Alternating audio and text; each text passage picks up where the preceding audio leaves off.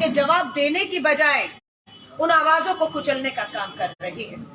सवाल सबसे बड़ा देश के सामने खड़ा हुआ है कि प्रधानमंत्री नरेंद्र मोदी जी, देश जानना चाहता है कि आपके गौतम अडानी के साथ क्या संबंध है। सबसे बड़ा सवाल जिसका जवाब नहीं मिल रहा। पूछना चाहते हैं प्रधानमंत्री जी, खुलासा हुआ है अडानी की 38 फर्जी कंपनियां, जिसे शेल कंपनी कहते हैं, फर्जी कंपनियां सिर्फ कागजों पर है, उसमें 20,000 करोड़ रुपया किसका है। पिछले मात्र 3 दिन में रिपोर्ट आई है कि अडानी की कंपनियों का 80,000 करोड़ रुपया डूब गया है। ये 80,000 करोड़ जो डूबा है, पूछना चाहता है देश कि ये एसबीआई बैंक का है जो अडानी को आपने दिलवाया, क्या ये एलआईसी का है 80,000 करोड़ जो डूब गया जो आपने अडानी को दिलाया। ये सवाल खड़े हैं देश के सामने। क्यों? क्योंकि एसबीआई में पैसा किसका है? देश का पैसा है। गरीब, मजदूर, किसान, मध्यम वर्गीय, आम सरकारी कर्मचारी का है। एलआईसी में लोगों का पैसा है। ये पैसा अडानी, परम मित्र अडानी को दिया गया है जो लगातार डूब रहा है। मैं आपसे पूछना चाहती हूँ, ये 80,000 करोड़ जो डूबा या 20,000 करोड़ जो शेल फर्जी कंपनियों में लगा है, मैं आपसे देश से पूछना चाहती हूँ, अगर ये पैसा उद्योग लगाने में लगा होता तो क्या इतनी बेरोजगारी होती जो देश में है? नहीं होती, क्योंकि वो पैसा अडानी पे नहीं, उद्योग लगाने में लगता और बेरोजगारी खत्म होती, युवाओं को रोजगार मिलता। अगर ये 80,000 करोड़ ना डूबता, 20,000 करोड़ अडानी की फर्जी कंपनियों में ना लगा होता, तो मुझे भरोसा था कि जो उज्ज्वला गैस के दाम बढ़ रहे हैं, 1200-1500 का सिलेंडर है, वो कांग्रेस के समय 400 था, वो 400 पर आता और महंगाई से हमारी बहनों को राहत मिलती। अगर ये 80,000 करोड़ ना डूबता, 20,000 करोड़ फर्जी कंपनियों में ना लगा होता, तो हमारा देश का अन्नदाता किसान जो कर्ज में है, आत्महत्याएं कर रहा, उसका कर्ज माफ हो सकता था इन पैसों से। लेकिन आपने ना किसान का कर्ज माफ किया, ना आपने युवाओं को रोजगार दिया, ना आपने महंगाई में 1 रुपया भी जो है वो राहत देने का काम किया, आपने अपने मित्र को दिया। अब मैं एक छोटी सी कहानी बता रही हूं। एक बिल्डिंग में चौकीदार बैठा है गेट पर और चोर घुसता है, लूटता है सारा पैसा लोगों का, सोते हुए लोगों का, और ले जा रहा है। इतनी देर में एक शख्स जागता है और देखता है कि बिल्डिंग में चौकीदार ने चोर को अंदर घुसाकर सब लोगों का मेहनत, ईमानदारी का जुड़ा हुआ जो है पैसा वो चुरा रहा है। आदमी चीखता है, चोर चोर चोर चोर करता है। किस तरीके से, मैं आपको पोस्टर में दिखाती हूँ। चौकीदार चोर चोर कह के सबको जगाता है, सबको जागरूक करता है कि आप लूट रहे हैं, आपका पैसा ये लूट के चोर ले जा रहा है, जागो जागो जागो। इतनी देर में चौकीदार क्या करता है? चौकीदार को करना चाहिए था कि चौकीदार को क्या करना चाहिए था? चोर को पकड़ना चाहिए था। लोगों का पैसा जो लूट कर चोर भाग रहा है उससे वसूलना था। लेकिन चौकीदार ने क्या किया? चौकीदार ने चोर चोर चीखने वाले लोगों को जगाने वाले का मुंह बंद कर दिया, उसे खामोश करने की कोशिश कर दी कि चुप रहो। क्यों किया चौकीदार ने ऐसा?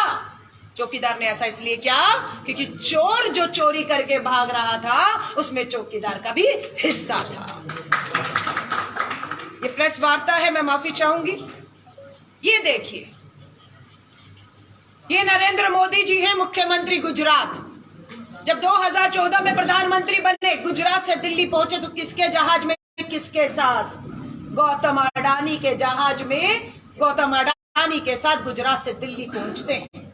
2014 में गौतम अडानी विश्व का 602 नंबर पर था, पूंजीपति विश्व के सूची में 602 पर था। लेकिन अडानी जी और मोदी जी मिलकर व्यापार करते हैं और अडानी विश्व का मात्र 14 से 22-23 आते आते विश्व का नंबर 1 का, एशिया का सबसे अमीर आदमी हो जाता है। और जैसे ही अमेरिका की रिसर्च कंपनी संस्था हिंडनबर्ग खुलासा करती है कि तो ये सारी कंपनियां फर्जी हैं, ये तो कागजी कंपनियां हैं। इन अडानी की फर्जी कागजी कंपनियों को लगातार प्रधानमंत्री जी के कहने पर सरकारी बैंकों से, एसबीआई, पंजाब नेशनल से पैसा दिया जा रहा है। ये हिंडनबर्ग की खबर में खुलासा होता है कि सब फर्जी। और आज पता लगता है कि अडानी की कंपनियों डूबना शुरू कर दिया है, क्योंकि आप मुझसे पैसा ले रहे हैं, उद्योग लगाएंगे, 2 का 4 रुपया करेंगे, लेकिन आप हमारे सरकारी बैंकों से पैसा ले रहे हैं, लेकिन सिर्फ फर्जी कागजों में है। कोई इंडस्ट्री, कोई उद्योग नहीं लग रहा, कोई प्लांट नहीं लग रहा, कोई नहीं। और ये जो है आज की मैगजीन की आज का खुलासा है कि 80,000 करोड़ डूब गया है। अगर मैं सबसे ज्यादा कमाती हूं तो सबसे ज्यादा टैक्स कौन देगा? गरीब किसान मजदूर देगा, या जो करोड़ों लाखों रुपया कमा रहे सबसे ज्यादा टैक्स वो देगा। ये एक और खुलासा हुआ है रिलायंस, टाटा, आईसीआईसी, हिंदुस्तान अनलीवर, ये 10 ऐसी कंपनियां हैं जो अडानी के इर्द गिर्द भी नहीं है। वो विश्व का पूंजीपति, सबसे रईस आदमी, लेकिन टैक्स पेयर की सूची में 10 में भी अडानी का नाम नहीं है। यानी कि टैक्स की चोरी। कमा आप रहे हैं, लेकिन 10 जो हमारे देश के सबसे बड़े करदाता हैं जो टैक्स दे रहे हैं, उस 10 की सूची में अडानी का नामो निशान नहीं है। अब राहुल गांधी जी की बारी आती है। किसने चिल्लाया चोर चोर चोर चोर? किसने लोगों को जगाया? राहुल गांधी ने। किसका मुंह बंद करने की कोशिश चौकीदार ने की? राहुल गांधी की। कैसे कोशिश की वो मैं अब आपको सिलसिलेवार बताती हूं। राहुल गांधी जी ने पार्लियामेंट के अंदर प्रधानमंत्री जी से सीधे कुछ सवाल पूछे कि अडानी की कंपनी की फर्जी कंपनियों में 20,000 करोड़ किसका है, बताइए। जवाब नहीं मिला। मुंह बंद करने के लिए, और ये पोस्टर राहुल गांधी जी ने संसद में खड़े होकर संसद से देश को दिखाया कि ये वो पोस्टर है जिसमें अडानी जी के साथ मोदी जी उसी के जहाज में बैठकर आए हैं। और ये रिश्ता क्या कहलाता है, ये संबंध व्यापारिक है, ये पैसा मोदी जी का है जो अडानी की कंपनियों में लगा हुआ है। ये अडानी की कंपनियां नहीं है, ये प्रधानमंत्री नरेंद्र मोदी जी की अपनी कंपनियां हैं। ये पैसा अडानी को नहीं दिया जा रहा, ये अडानी जो प्रधानमंत्री मोदी जी की कंपनियां चला रहा है उसे दिया जा रहा है। ये अडानी को नहीं बचाया जा रहा है। जो जेपीसी की मांग लगातार 16 विपक्षी दल कर रहे हैं। आज और कल भी काले वस्त्र पहनकर 16 विपक्षी दल के 200 सांसद संसद के अंदर और बाहर मार्च करते हुए दिखे। ये उसकी जानकारी है, लेकिन मुंह बंद करने के लिए क्या किया? 2019, कितने साल हो गए मेरे भाई? 19 से 20, 21, 22, 23। 2019 में लोकसभा के चुनाव में कर्नाटका के कोल्लार में राहुल गांधी ने मात्र ये कहा, नीरव मोदी, ललित मोदी, भाई, मोदी जी ने कहा था भाई वर्ड, मेहुल चोकसी, ये सब देश का पैसा लेकर जो भाग रहे, इनका मोदी जी से क्या संबंध है? जवाब नहीं मिलता है। राहुल गांधी जी का 2019 का कर्नाटका के कोलार में दिया हुआ यही शब्द कि क्या संबंध है मोदी मोदी मोदी आपस, कि देश का चौकीदार मोदी, पैसे लेकर भागने वाले चोर मोदी, इन दोनों मोदियों का क्या संबंध है, ये पूछा। राहुल गांधी जी 19 में भाषण देते हैं और 19 में ही बीजेपी का एमएलए पूर्णेश मोदी राहुल जी के खिलाफ सूरत की जिला अदालत में केस कर देता है। 19 गया, 20 गया, 21 गया, 22 गया, कुछ नहीं होता है सूरत की इस जिला अदालत में। क्या होता है?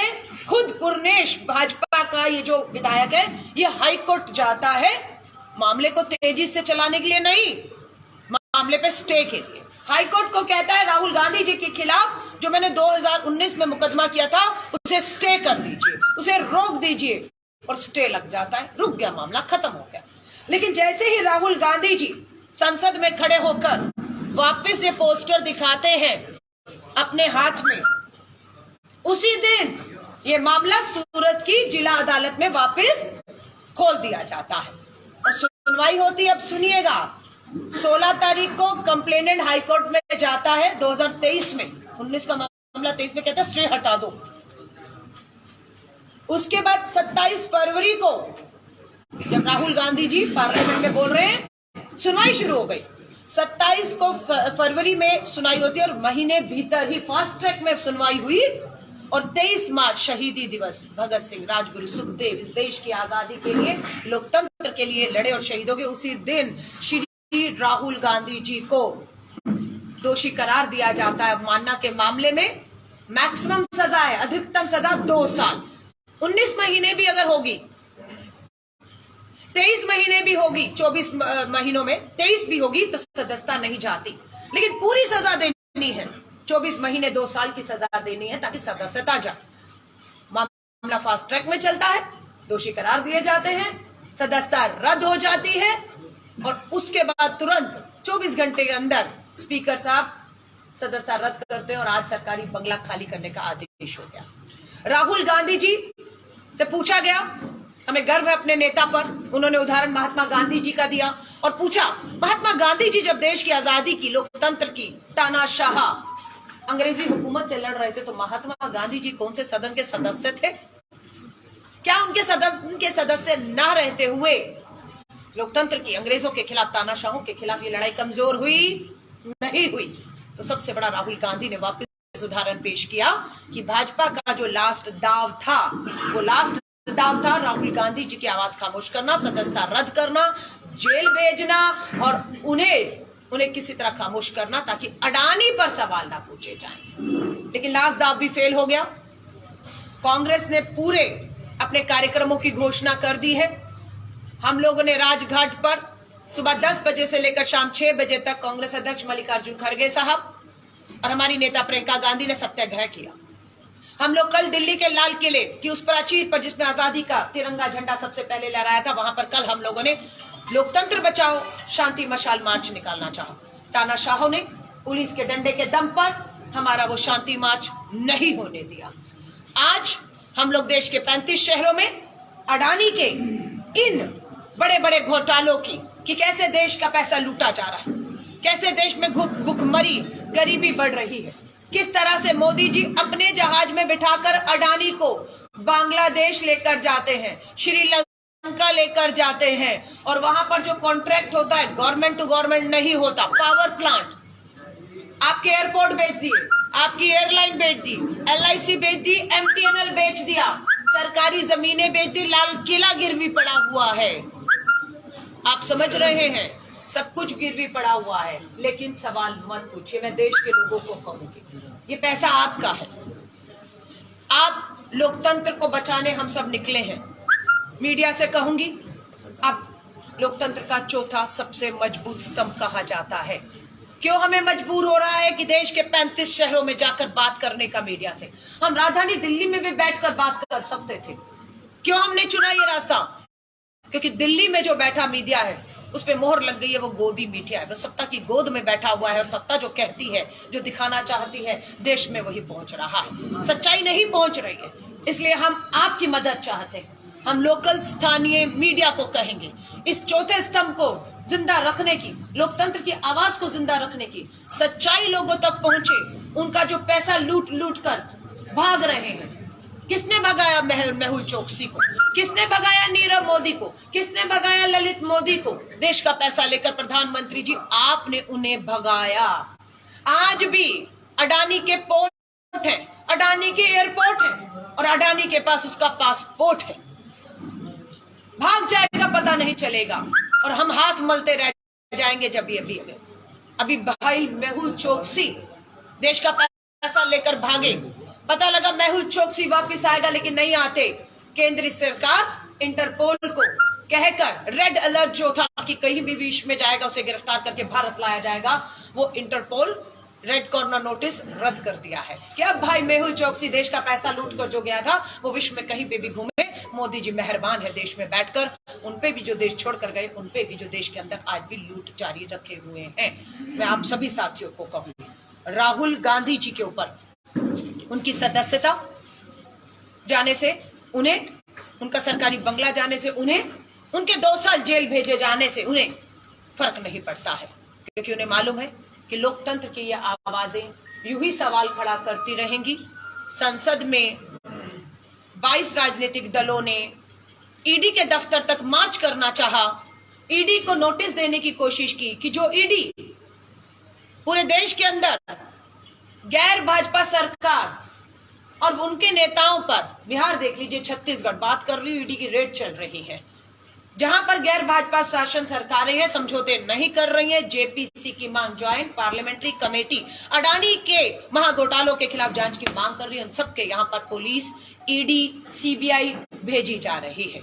लेकिन वहीं पर कर्नाटका के अंदर 40% भाजपा की कमीशन खोर बोमई सरकार पर विधायक पकड़ा गया 40 लाख के साथ, 8 करोड़ के कैश के साथ। कोई सदस्यता किसी की नहीं गई, कोई ईडी नहीं गई, कोई गिरफ्तारी नहीं की। और यहाँ पर 16 राजनीतिक दल, 200 सांसद संसद से ईडी की दफ्तर की तरफ जाते हैं, उन्हें रोक दिया जाता है। और हम पूछना चाहते हैं, ईडी कब पहुंचेगी वहां तक, या कब पहुंचने दिया जाएगा उनको वहां तक। राहुल गांधी जी ने भारत जोड़ो यात्रा की सबसे बड़ी बौखलाहट राहुल गांधी जी के खिलाफ वही थी कि ये भारत जोड़ो यात्रा जिसे फेल करने की कोशिश की, कामयाब कैसे हो गई। इसीलिए ये पूरा का पूरा संसद नहीं चल पाया। बहुत दुख और दुर्भाग्य की बात है।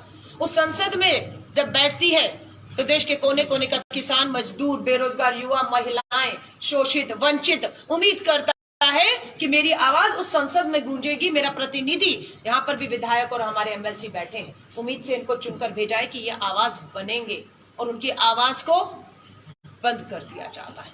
उनकी आवाज को कुचलने का काम संवैधानिक संस्थाओं के दम पर किया जा रहा है। जब हम कह रहे हैं लोकतंत्र की हत्या हो रही है, इसका मतलब क्या?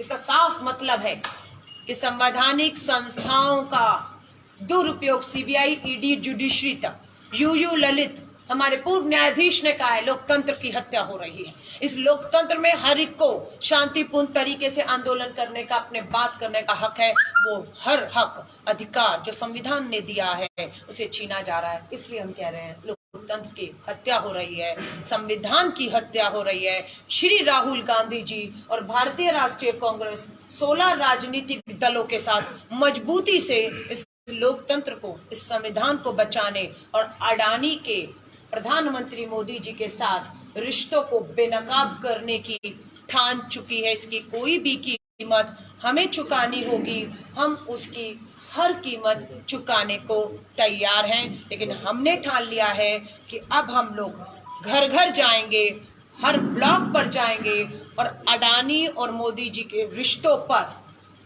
ये जो लेन देन है, इसके खुलासे पर हम जनता की अदालत में, क्योंकि संसद का सत्र 6 अप्रैल को बंद हो जाएगा। ये पूरा सत्र भाजपा ने चलने नहीं दिया। अगर चल जाता तो विपक्ष जेपीसी की मांग करता, और जेपीसी की मांग मान जाते तो अडानी नहीं, प्रधानमंत्री नरेंद्र मोदी जी चौकीदार खुद को कहने हुए चोरों को बचाने में घेरे में आते, कटघरे में खड़े होते। सिर्फ इसलिए ये जांच नहीं हो रही। ऐसा नहीं है कि पहले जेपीसी नहीं बैठी, जब कांग्रेस सत्ता में थी 2G, 3G, Colgate, Commonwealth gate, ये सब आरोप डॉक्टर मनमोहन सिंह प्रधानमंत्री जी पर लगे। जेपीसी बैठी, जांच हुई, कुछ निकल कर नहीं आया। फिर इनको लगा 9 साल ये दिल्ली की सत्ता में बैठे हैं, चलिए अब तो आप सत्ता में हैं, संवैधानिक संस्था, ईडी, सीबीआई, पुलिस, सब आप, अब कुछ निकाल लीजिए। 9 साल हो गए। गर्व होता है कहते हुए कि 9 साल में केंद्र की भाजपा सरकार भी कांग्रेस के एक नेता, चाहे वो डॉक्टर मनमोहन सिंह जी हो, चाहे उनके कार्यकाल में जो कैबिनेट मंत्री हो, सांसद हो, एक पर भी 9 साल में कोई भी आरोप, कोई भी दोष साबित नहीं कर पाई। कोई जेल में नहीं है, गर्व से कहती हूँ, सब यहाँ है। और आज इसी सत्ता को, तानाशाह को ललकारने के लिए आपके बीच में है।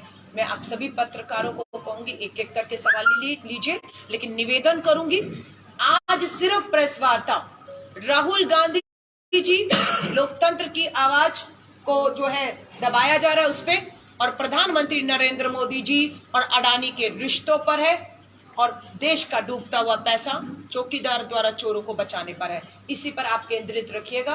अगर आपके कोई और स्थानीय सवाल होंगे, इससे हटकर होंगे, तो मेरी प्रेस कॉन्फ्रेंस के बाद हमारे जिला अध्यक्ष, हमारे पूर्व अध्यक्ष MLC, हमारे 2 विधायक आपके बीच में हैं, वो आपके सारे सवालों के जवाब देंगे। धन्यवाद आप सभी पत्रकार साथियों का, और आपके सवालों का मैं स्वागत करती हूँ। कल प्रधानमंत्री जी ने कहा कि सभी भ्रष्टाचारी एक हो गए हैं, क्योंकि देश विकास कर रहा है, भारत का डंका पूरे विश्व बजाए थे, इसको दबाने के लिए जो है प्रधानमंत्री जी कह रहे हैं सब भ्रष्टाचारी एक हो गए हैं। प्रधानमंत्री जी, सब भ्रष्टाचारी जेल की सलाखों के पीछे एक हुए हैं या सड़कों पर लोगों के बीच में एक हुए हैं? सच्चाई ये है कि वो सड़कों में लोगों के बीच में एक हुए हैं। अगर वो भ्रष्ट होते तो 9 साल कम पड़ गए, जेल में होते, जेल की सलाखों के पीछे एक हो रहे होते। लेकिन आज गर्व से कहती हूँ कि वो इस तानाशाह भ्रष्ट चोरों को बचाने वाली, देश का पैसा लूट के ले जाने वालों के खिलाफ एक हुए हैं और सड़क पर हैं। अभी भी चुनौती देकर जा रही हूँ प्रधानमंत्री जी,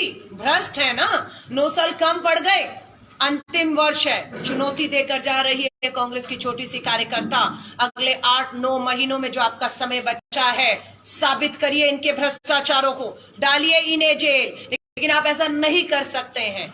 आपने नेशनल हेराल्ड केस में ईडी के सामने श्री राहुल गांधी जी, श्रीमती सोनिया गांधी जी को 55 घंटे की पूछताछ की और उसके बाद भी कुछ बिगाड़ नहीं पाए। राहुल गांधी जी 5 महीने 12 राज्य 4000 किलोमीटर की भारत जोड़ो यात्रा करके आज भी आजाद है। और उन्हें घेरते कहां है?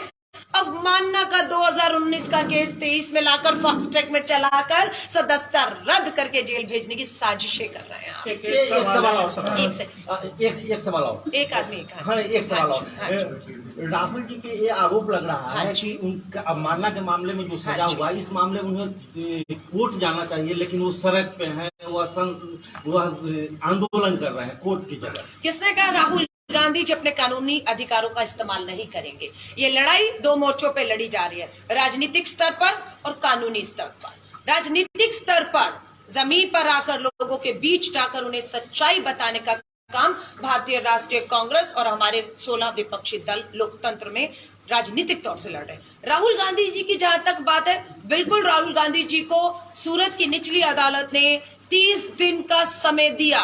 उनकी गिरफ्तारी, उनकी अरेस्ट, उन्हें जेल भेजने जाने पर रोक लगाते हुए 30 दिन का समय दिया। वो उनका 30 दिन का अधिकार है, वो अपने कानून, अपने वकीलों से राय मशुरा करके बिल्कुल अपने कानून के अधिकारों का इस्तेमाल करेंगे। पर जरूरी था इस सरकार को बेनकाब करना कि अवमानना की बात करेंगे तो देश के प्रधानमंत्री जी, आपने इस देश को विदेशी धरतियों पर जाकर कितनी बार कि किस देश में पैदा हो गए हैं, है ना, किस तरीके के आपने बयान श्रीमती सोनिया गांधी जी और किस तरीके की आपने भाषा इस्तेमाल की देश जानता है। लेकिन गांधीवादी है, लोकतंत्र में हर आवाज को सुनने का धैर्य है हमें, और हमने उसे इतना गंभीरता से नहीं लिया, ये हमारी शायद गलती हो सकती है।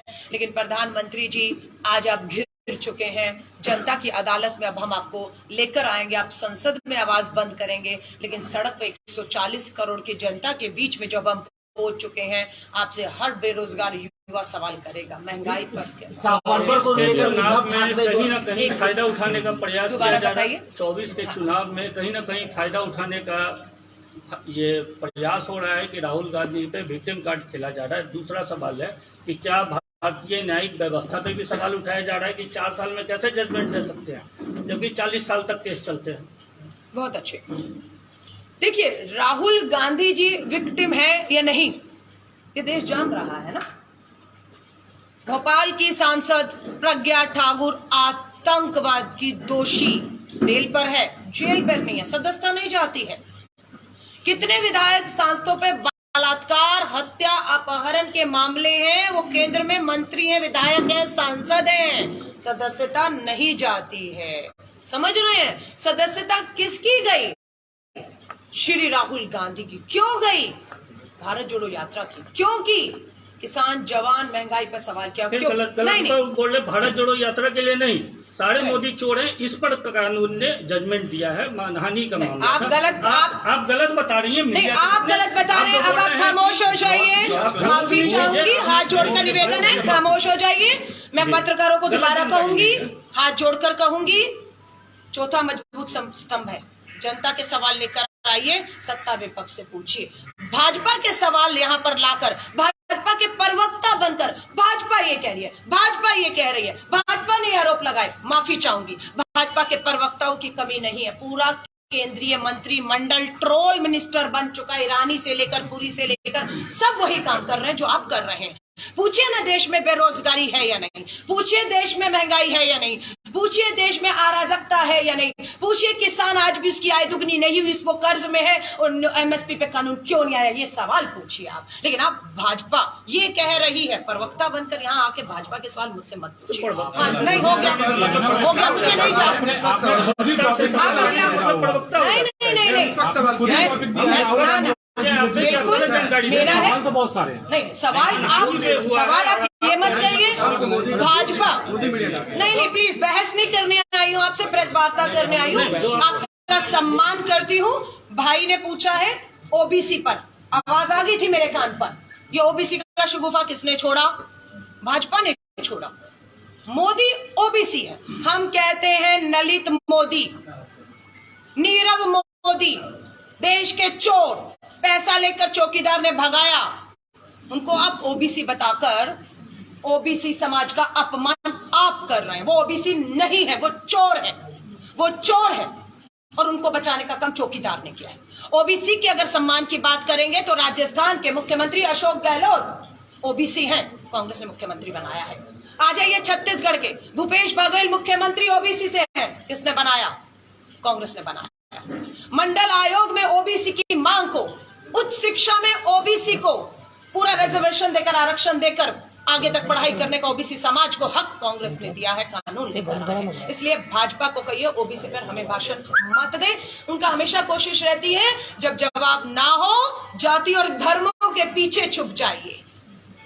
प्रधानमंत्री नरेंद्र मोदी जी, जवाब तो आपको देना होगा। अर्थव्यवस्था क्यों गिरी, रुपया क्यों गिरा, चोर पैसा लेकर देश का क्यों भागे, कौन चौकीदार था, किसके हाथ में सरकार थी, जिन्हें आज भ्रष्ट कह रहे हैं विपक्ष के लोगों को, कांग्रेस के नेताओं को जेल की सलाखों में 9 साल क्यों कम पड़ गए हैं। और जाइए गुजरात की अदालत में, बिल्किस बानो जो कहते हैं कानून पे विश्वास नहीं है, कानून दबाव में है, मीडिया दबाव में है, संसद नहीं चलने दी जा रही, आवाज को तानाशाह कुचल रहा है दिल्ली के अंदर, और आप कहते हैं कानून काम कर रहा है। चीफ मुख्य न्यायाधीश ने बैठकर प्रेस कॉन्फ्रेंस आजादी के 75 सालों में कभी की थी? 7 बड़े न्यायाधीश ने बैठ के प्रेस कॉन्फ्रेंस की थी, याद है या सब भूल गए? जब कहा कि जुडिशरी पर दबाव है, कुछ झुक गए, कुछ डर गए, कोई राज्यसभा लेकर, क्योंकि उनपे मुख्य न्यायाधीश थे ना, क्या नाम था? गोगोई।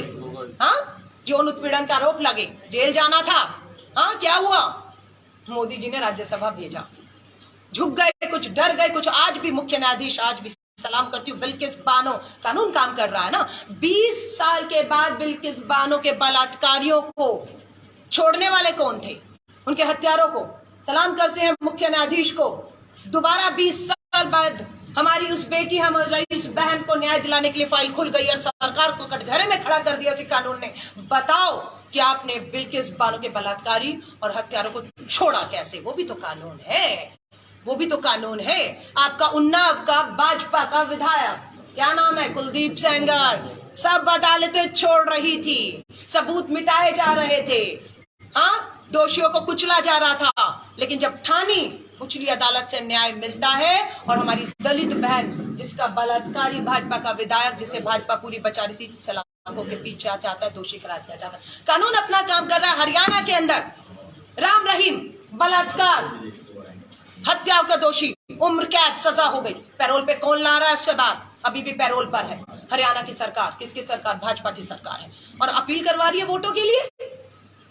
तो प्लीज मत कहिए, कानून भी जानता है, अदालतें भी जानती हैं, जजेस भी जानते हैं। अगर आपको मैं मीडिया का दिखाऊं, किन किन मीडिया हाउसेस पे रेड हुई, किन किन मीडिया हाउसेस पे रेड के बाद उनके मुखिया ने छोड़ा। एनडीटीवी सबसे बड़े उदाहरण और भी है।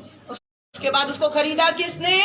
अडानी और अंबानी खरीद रहे हैं सारे टीवी चैनल। या तो आप झुक जाइए, जो वो चाहते हैं वो लिखिए और दिखाइए, नहीं तो आपको भी खरीद लेंगे, और खरीद लिया है। अब राहुल गांधी जी का भी बंगला खाली है, बेचना हो तो वो भी बेच दीजिए मोदी जी। धन्यवाद, धन्यवाद। एक सवाल और, हाँ जी, स्वागत है जी।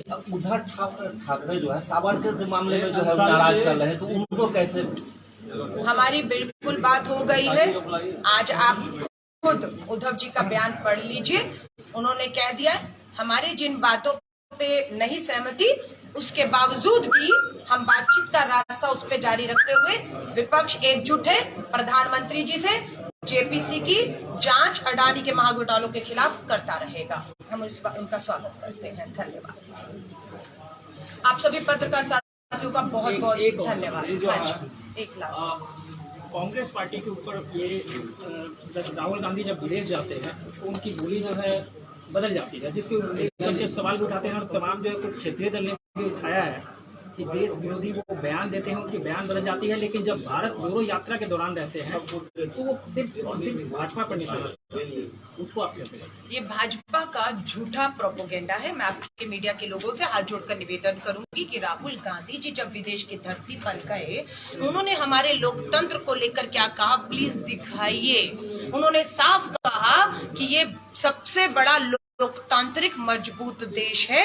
अगर हमारे देश में लोकतंत्र पे कोई आँच आएगी, ये हमारा आंतरिक मामला है, हम इसे अंदर बैठ के निपटा लेंगे, ये कहा है उन्होंने बिल्कुल वो सब नहीं कहा जो प्रधानमंत्री जी ने अमेरिका में जाकर, यूके में जाकर, जापान जाकर, कोरिया जाकर देश के मंचों से अपमान किया, वो आप सुनाइए। राहुल गांधी जी ने ऐसा कुछ नहीं कहा। सिर्फ सारे मुद्दे को, देश की बेरोजगारी, महंगाई, भ्रष्टाचार, अडानी से हटाने के लिए राहुल गांधी जी कपड़े क्या पहनते हैं, सोते क्या है, खाते क्या है, पीते क्या है, सिर्फ पूरा ध्यान।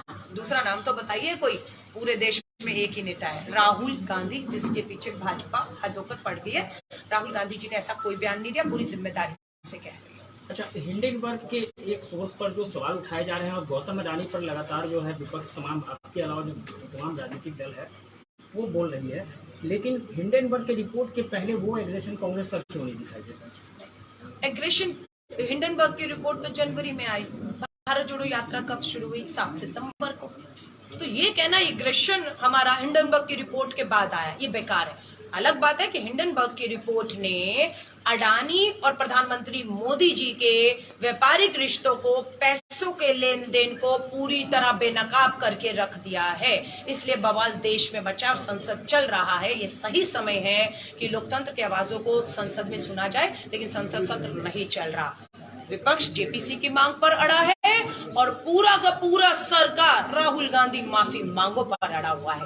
राहुल गांधी माफी मांगने से देश को क्या मिल रहा है? और अडानी के महाघोटाले 80,000 करोड़ डूबा है, 20,000 करोड़ शेल कंपनियों में लगा, 1 लाख करोड़ पे अगर खुलासा हो गया तो देश को मिलेगा ये पैसा। अडानी और मोदी जेल जाएंगे, ये मैं आपको लिख कर कह रही हूँ, लेकिन वो होने नहीं दे रहे हैं। धन्यवाद आप सभी पत्रकार साथियों।